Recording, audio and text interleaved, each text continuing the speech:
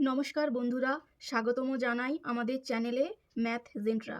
আজকের এই ভিডিওতে আমরা পড়ব পার্সেন্টেজ বা শতকরা, একদম বেসিক থেকে অ্যাডভান্স পর্যন্ত যেভাবে এক্সামে প্রশ্ন আসে ঠিক সেইভাবেই। এই ভিডিওটা শেষ পর্যন্ত দেখলে পার্সেন্টেজের কোনো প্রশ্নই আর ভয় লাগবে না। চলো তাহলে শুরু করি। বন্ধুরা, পার্সেন্টেজ কি আমরা প্রথমে জেনে নিই। পার্সেন্টেজ শব্দটা এসেছে পারসেন্ট থেকে। পারসেন্ট পার্সেন্ট মানে হচ্ছে প্রতি শতক, আর পার্সেন্টেজ মানে হচ্ছে 100 এর মধ্যে কত অংশ।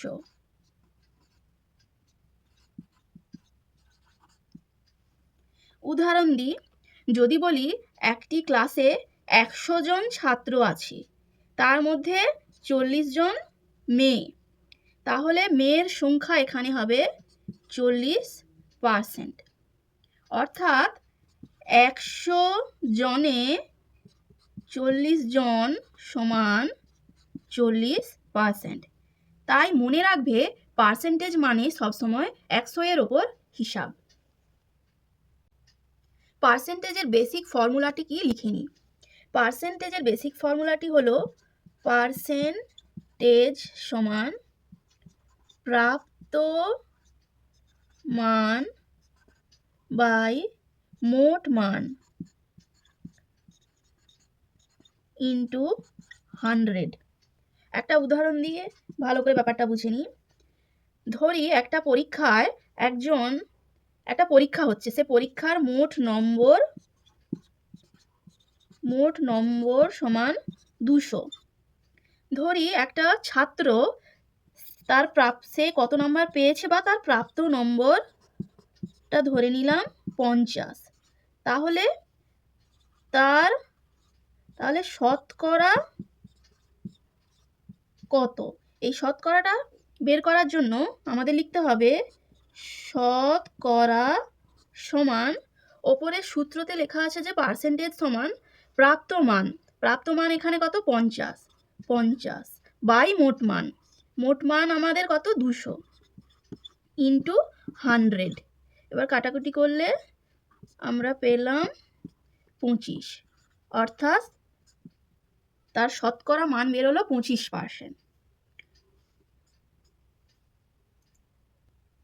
এবার আমরা পার্সেন্টেজ থেকে কিভাবে ফ্র্যাকশনের কনভার্সন হয় সেটা দেখে নিই। পার্সেন্টেজ থেকে ফ্র্যাকশন, ধরি 25%, এটাকে আমরা লিখতে পারি 25/100। কাটাকুটি করলে 1/4। 50%, এটা লিখতে হবে 50/100। 50 দুগুণে 100 সমান 1/2। 75%, 75/100। 25 3 75, 25 4 100 সমান 3/4। 10% সমান 10/100 সমান 1/10। 20%, 20/100 সমান 1/5। 80% সমান 80/100 সমান 4/5। এই ধরনের কিছু কিছু ফ্র্যাকশনগুলো সব সময় মুখস্থ রাখবে, মানে যেটা বলে মনে রাখবে, যাতে পরীক্ষার সময় পার্সেন্টেজ দিয়ে অঙ্ক থাকলে সরাসরি আমরা 25% সমান 1/4, 50% সমান 1/2 লিখে নিতে পারি। এভাবে কাটাকুটি না করে বা লং প্রসেসে না গিয়ে যাতে সহজে আমরা 50%-এর জায়গায় 1/2, 75%-এর জায়গায় 3/4 ভাবে লিখতে পারি, তার জন্য এই ফ্র্যাকশনগুলোকে মুখস্থ করে নিতে হবে একেবারে। এবার দেখে নিই ফ্র্যাকশন থেকে কিভাবে পার্সেন্টেজে যাব। ফ্র্যাকশন থেকে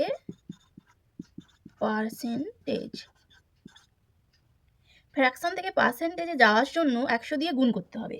যদি আমরা বলি 3/5, আমরা একটা ফ্র্যাকশন নিয়ে নিলাম, এটা কত পার্সেন্ট, সেক্ষেত্রে আমাকে 3/5কে 100 দিয়ে গুণ করতে হবে। এবার কাটাকুটি করি, সমান 60%। তাহলে 3/5 সমান 60%। আবার যদি ধরি 1/2 সমান কত পার্সেন্ট, 1/2 ইন্টু 100 সমান 50%। এবার যদি ধরি 3/4 সমান কত পার্সেন্ট, তাহলে 3/4 ইন্টু 100, 4 25 100 সমান 75%। এবার একটা পার্সেন্টেজের শর্টকাট ট্রিক্স দেখে নিই। শর্টকাট ট্রিক্সটি হলো x% অফ y সমান y% অফ x। এর মানে হচ্ছে x% অফ y এর মান যা বেরোবে y% অফ x এর মান বের করলে কিন্তু সেই একই মান বেরোবে। তো এই সূত্রটা আসলে কতটা ফলদায়ক সেটা আমরা দেখে নিই, আসলে সত্যতাটা আমরা যাচাই করে নিই। একটা এক্সাম্পল নিয়ে নিলাম, 20% অফ 50, এটার মানে বের করি। 20%কে আমরা লিখি 20/100 অফ, তাই ইন্টু 50, কাটাকুটি করলে 50 দুগুণে 100, 2 10, এটার মান বেরোলো 10। এবার আমরা দেখে নিই যে 50% অফ 20 কত হয়। 50%কে লিখতে পারি 50/100 ইন্টু 20, 20 5 100, 5 10 50 সমান 10। তাহলে ওপরে এই শর্ট ট্রিক্সটির সত্যতা আমরা যাচাই করে নিলাম। তাহলে 20% অফ 50-এর মান যা বেরোলো, 50% অফ 20-র মান কিন্তু সেই একই বেরোলো। এবার আমরা পার্সেন্টেজ ইনক্রিজের ফর্মুলাটা দেখে নিই কেমন হয়। পার্সেন্টেজ ইনক্রিজ, এক্ষেত্রে ফর্মুলাটা হচ্ছে ইনক্রিজ পার্সেন্টেজ সমান increase amount by original amount into 100। একটা উদাহরণ দিয়ে ব্যাপারটা দেখে নিই। ধরি একটা জিনিসের দাম আগে ছিল 100 টাকা, মানে অরিজিনাল অ্যামাউন্টটা যাকে বলছে। এবার ওই একই জিনিসের দাম পরে হলো 120 টাকা, তাহলে তার ইনক্রিজ পার্সেন্টেজটা কত? ইনক্রিজ পার্সেন্টেজটা কত?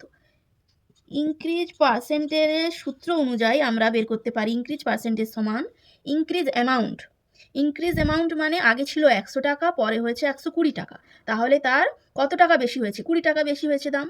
20 by original amount, original amount মানে আগে যে দামটা ছিল 100 টাকা, নিচে লিখবো 100 ইন্টু 100 সমান, কাটাকুটি করলে 20% উত্তর বেরোলো। তাহলে জিনিসটির দাম কত পার্সেন্ট ইনক্রিজ হয়েছে? না 20%। এবার দেখে নিই পার্সেন্টেজ ডিক্রিজের ফর্মুলাটা কি হয়। পার্সেন্টেজ ডিক্রিজ, এক্ষেত্রে ফর্মুলাটা হলো ডিক্রিজ পার্সেন্টেজ সমান decrease amount by original amount into 100। একটা উদাহরণ দিয়ে নিই। এই একইভাবে ধরি একটা জিনিসের দাম তার আগে ছিল 100 টাকা, পরে সেই জিনিসের দামটা কমে হয়েছে 80 টাকা, তাহলে কত পরিমাণ দামটা ডিক্রিজ করলো, ডিক্রিজ পার্সেন্টেজটা কত? তো ওপরে সূত্র অনুযায়ী ডিক্রিজ পার্সেন্টেজ সমান ডিক্রিজ অ্যামাউন্ট, কত অ্যামাউন্ট ডিক্রিজ করেছে? আগে ছিল 100, পরে হচ্ছে 80, মানে 20 টাকা ডিক্রিজ করেছে, বাই অরিজিনাল অ্যামাউন্ট, অরিজিনাল অ্যামাউন্টটা হচ্ছে 100 ইন্টু 100, 100 কাটলে হলো 20%, তাহলে জিনিসটির দাম 20% ডিক্রিজ করেছে। এবার একটা খুব ইম্পর্ট্যান্ট ফর্মুলা জেনে নিই, সেটা হচ্ছে successive percentage change. Successive percentage change, successive মানেই বুঝতে পারছো যে পরপর পার্সেন্টেজ চেঞ্জ। এক্ষেত্রে এর ফর্মুলাটি হচ্ছে নেট চেঞ্জ পার্সেন্টেজ সমান a plus B plus ab by 100। একটা উদাহরণের সাহায্যে ব্যাপারটা দেখে নিই। ধরি একটা জিনিসের দাম প্রথমে 10% বৃদ্ধি পেয়েছে, এরপর আবার 20% বৃদ্ধি পেয়েছে, তাহলে টোটাল কত চেঞ্জ হলো দামটা? তো এক্ষেত্রে টোটাল চেঞ্জ মানে নেট চেঞ্জ পার্সেন্টেজ সমান এক্ষেত্রে এ মানে হচ্ছে 10%, 10 প্লাস বি মানে হচ্ছে 20% প্লাস বি মানে 10 ইন্টু 20/100, কাটাকুটি করলে 20 5 100, 5 দুগুণে 10 সমান 10 20 30 প্লাস 2 সমান, তাহলে 32% নেট চেঞ্জ হলো 32%। এবার এক্ষেত্রে একটা কথা মাথায় রাখবে, যদি ইনক্রিজ হয় তাহলে যদি ইনক্রিজ হয় প্লাস হবে, যদি ডিক্রিজ হয় তখন মাইনাস হবে। আর যদি একটি ইনক্রিজ আর একটি ডিক্রিজ হয় তাহলে এখানে মাইনাস চিহ্ন হয়ে যাবে। ব্যাপারটা আরেকবার ঠিক করে জেনে নিই।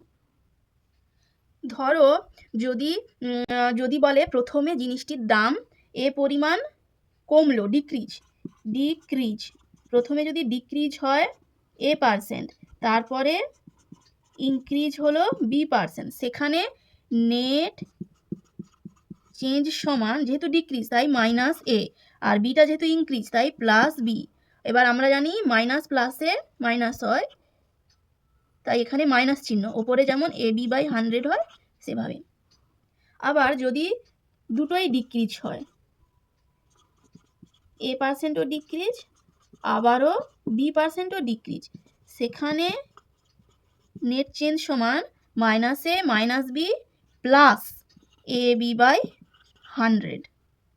আবার ধরো প্রথমে ইনক্রিজ করলো A%, তারপর ডিক্রিজ করলো B%, সেক্ষেত্রে নেট চেঞ্জ সমান এ মাইনাস বি, যেহেতু ডিক্রিজ করেছে, তারপর এখানে আবার মাইনাস AB/100।